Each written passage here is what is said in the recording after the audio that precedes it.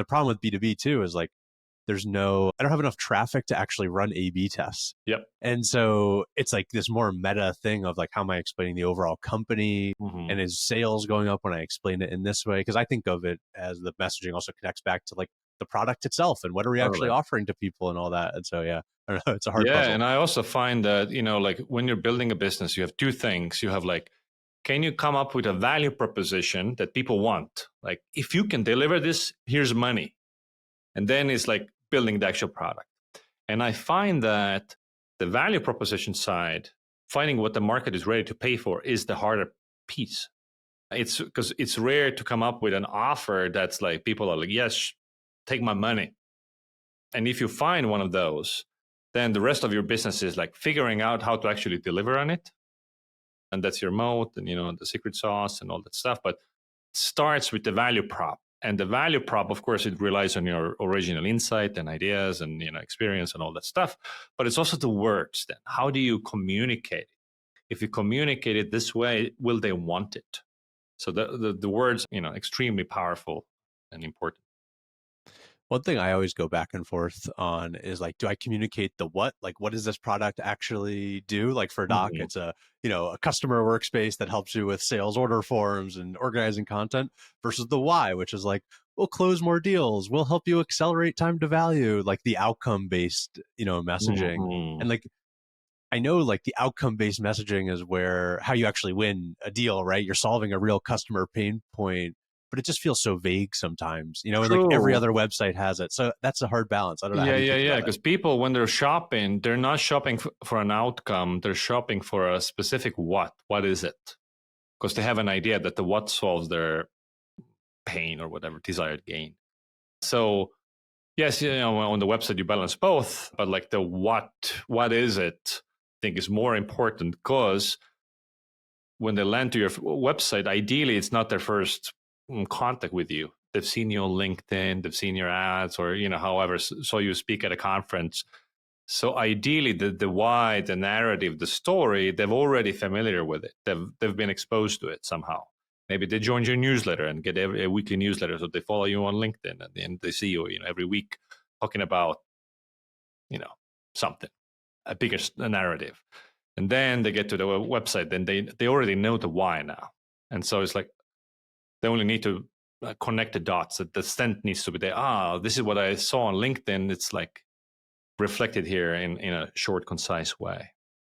Yeah, no, it makes sense. And if you go with the why, it can be the outcome, and the why can be the same for many different companies, right? Every sales tool is probably going to help you close deals faster and impress your customers and whatever it is. Exactly.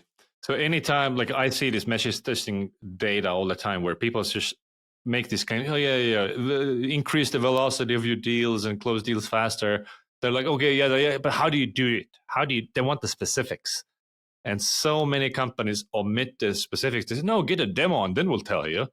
No, they're not going to get a demo. Like, time is precious. People don't want to get demos. And so you need a lot of like, this is how exactly we do it. And the screenshots and interactive demos and all that stuff.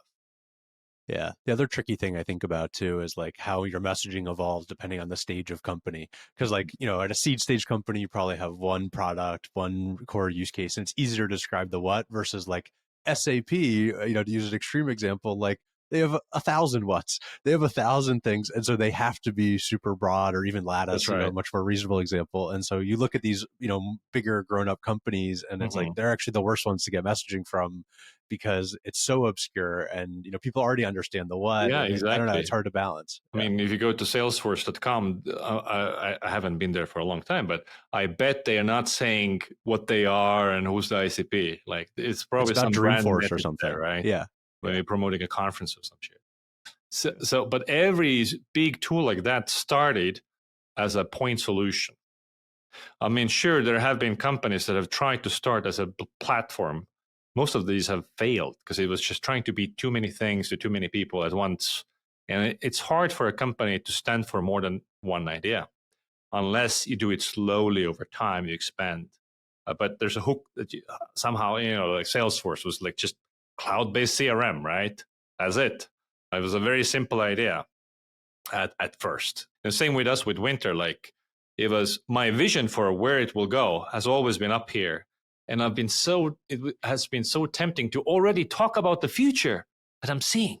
We're going to be this great. Where even though the product is here right now, And so, but, so I intentionally positioned us from the get go as a point solution for B2B message testing, even though the vision is much, much bigger. Only now, 3 years being in the market, we are now starting to reposition ourselves to go from being a point solution to a slightly bigger platform, because we've developed more use cases. Even the type of buyer is different. So typically we sold the product marketing, but now we have use cases that are more suitable for demand gen, even sales. And as you expand those use cases over time, and whether it applies to Winter or other companies, like how do you think about the relationship between the homepage positioning and messaging versus like all of the product and solution pages?